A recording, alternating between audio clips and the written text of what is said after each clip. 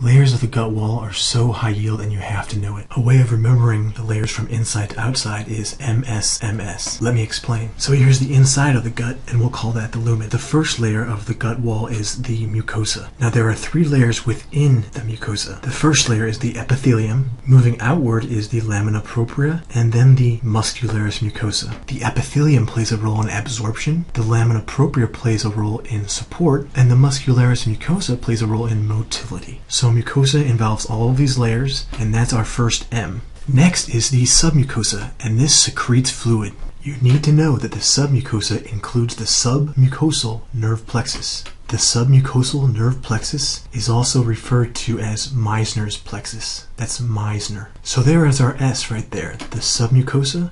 Next, our M, that's the muscularis externa, and this includes the myenteric nerve plexus. Now the myenteric nerve plexus is also referred to as Auerbach's plexus. That's Auerbach. You also need to know that the muscularis externa also plays a role in motility. So, high yield. Muscularis externa includes myenteric nerve plexus, also called Auerbach's plexus, and the muscularis externa, our M right here, also plays a role in motility. Our last outer layer is the serosa. Now, you do need to know that serosa refers to when it's inside the peritoneum, IP, intraperitoneal, inside the peritoneum. When it's retroperitoneal, it's referred to as the adventitia. So, intraperitoneal, serosa, retroperitoneal, adventitia. So from the inner layer of the gut wall, we have MSMS, mucosa, submucosa, muscularis externa, and serosa. Now I want to make a last comment on ulcers and erosions. It's important for the student to know that ulcers can extend into the submucosa, more specifically the inner or outer muscular layer of the submucosa. So ulcers can involve the mucosa